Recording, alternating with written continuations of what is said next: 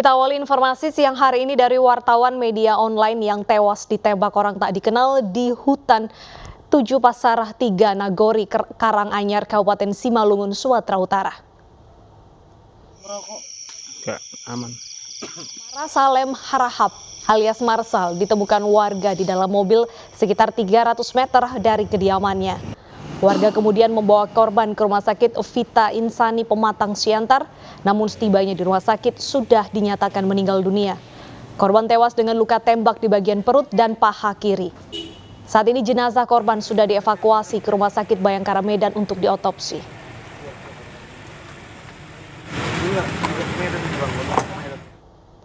Puluhan pemuda terjaring razia balap liar di Kota Makassar, Sulawesi Selatan Sabtu dini hari.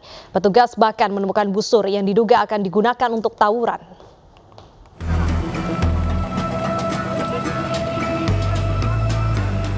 Dengan mendorong sepeda motor masing-masing, 21 pemuda ini digiring ke Mapolrestabes Makassar usai kedapatan balap liar di Jalan Andi Pangeran Petarani Sabtu dini hari.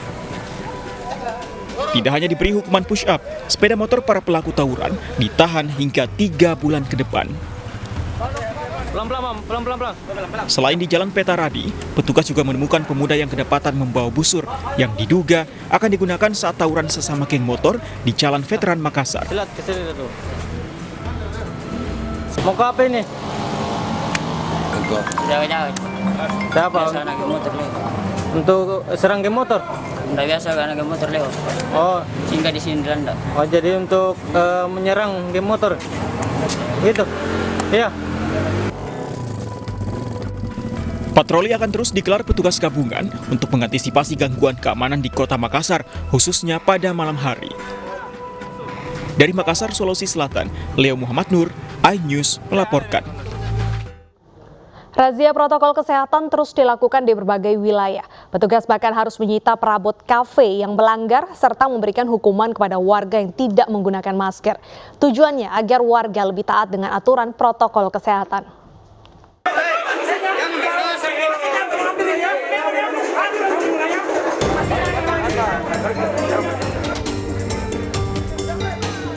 Razia protokol kesehatan di Jalan Pongtiku, Kecamatan Talo, Kota Makassar, Sulawesi Selatan hampir rusuh antar petugas dan pengusaha. Pengusaha tidak terima jika kursinya disita petugas. Perabot kafe disita karena melanggar jam operasional malam hari. Kafe harusnya tutup maksimal jam 10 malam waktu Indonesia bagian tengah. Sementara di Jakarta, petugas menggelar razia protokol kesehatan. Di kawasan Pasar JB Cengkareng, Jakarta Barat, ratusan warga dan pedagang ditegur petugas. Untuk memberikan efek jera, petugas pun menghukum warga yang tidak menggunakan masker. Ada yang menyapu jalan, push up, dan menyanyikan lagu kebangsaan. Petugas juga mensosialisasikan kepada pedagang agar menutup lapaknya jam 9 malam untuk mengurangi kerumunan. Ya kan di sini banyak kerumunan.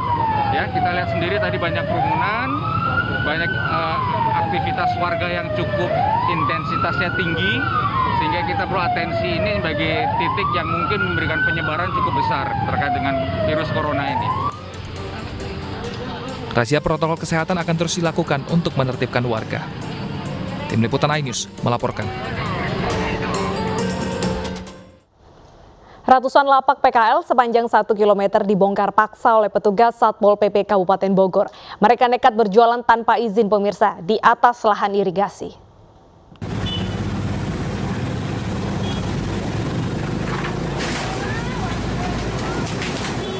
Sejumlah pedagang kaki lima di Jalan Raya Kemang, Kabupaten Bogor, Jawa Barat tidak berkutik melihat lapak mereka dibongkar paksa oleh petugas.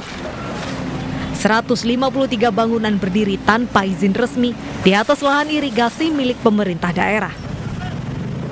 Sebelum dibongkar paksa, petugas telah mengirimkan surat teguran kepada para PKL.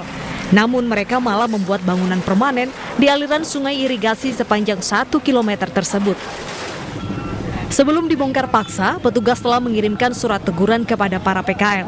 Namun mereka malah membuat bangunan permanen di aliran sungai irigasi sepanjang 1 km tersebut. Yang memang ini harus kita kembalikan lagi pada fungsinya. Kenapa? Karena irigasi di sini sudah menyempit dan banyak sumbatan.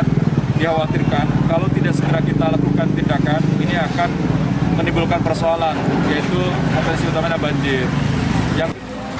Kedepannya Pemkab Bogor akan membuat lokasi ini sebagai area terbuka hijau dengan melakukan penanaman pohon. Dari Bogor, Jawa Barat, Wildan Hidayat, iNews melaporkan. Pemirsa, lagi-lagi belanja online dengan sistem cash on delivery alias bayar di tempat berujung keributan. Seorang konsumen di Tangerang, Banten mengamuk pada kurir karena paket bola lampu pesanannya berisi botol air mineral.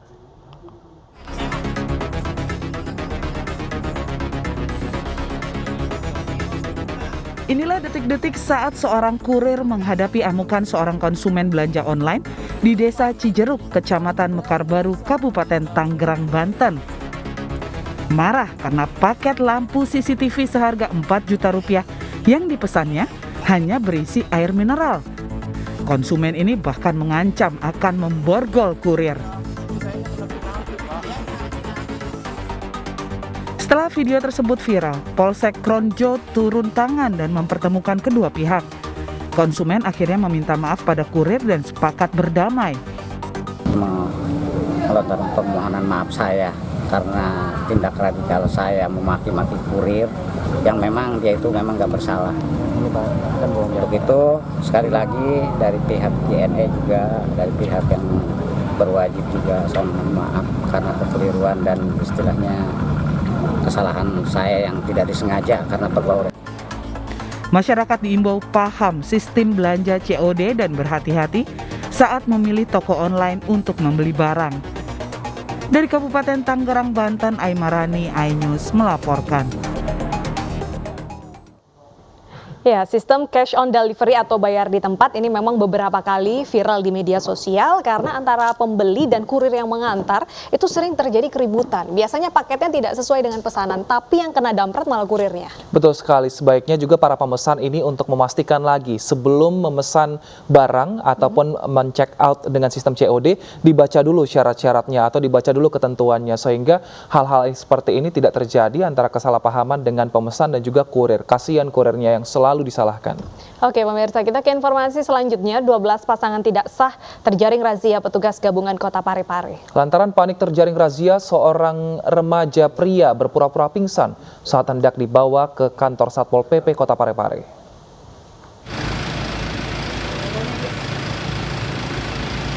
Tim gabungan Satpol PP TNI Polri menggelar razia di sejumlah hotel dan rumah kos di Kota Parepare, Sulawesi Selatan pada Jumat malam.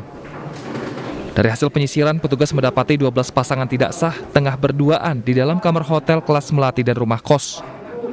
Bahkan beberapa di antaranya masih berstatus di bawah umur. Jadi operasi malam ini sasaran kita ada beberapa hotel dan kos-kosan.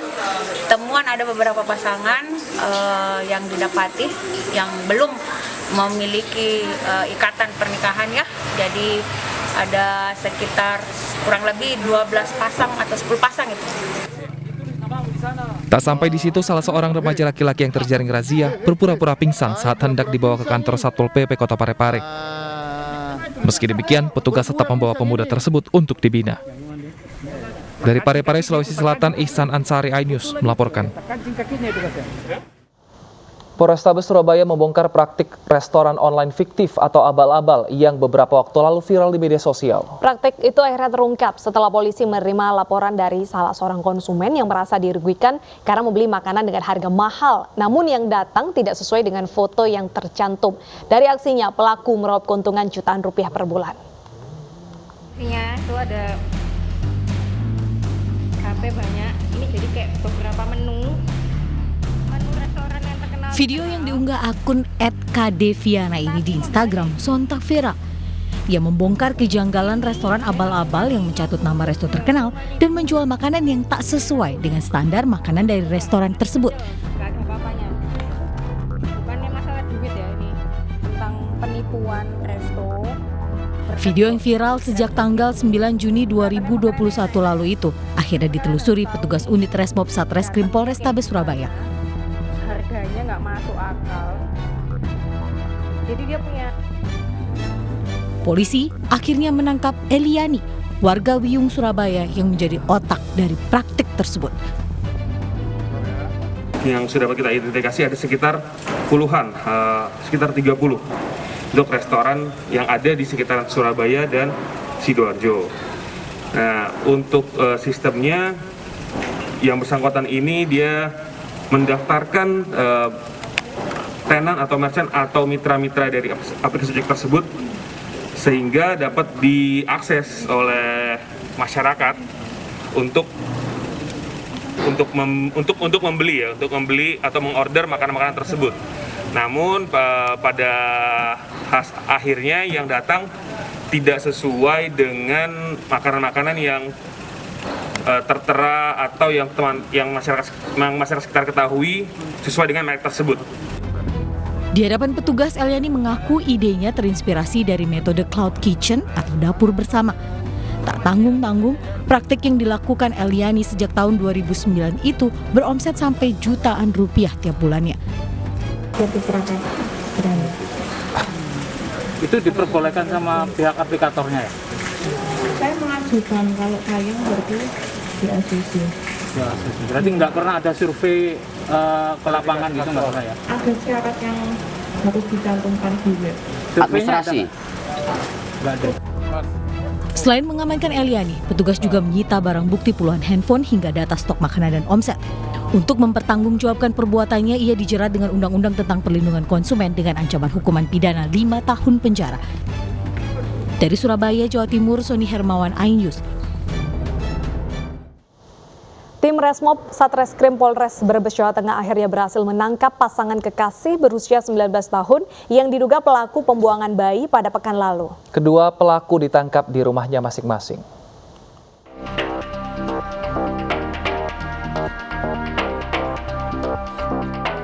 Tim kepolisian Polres Brebes tangkap sepasang kekasih yang membuang bayi hasil hubungan tidak sehat mereka.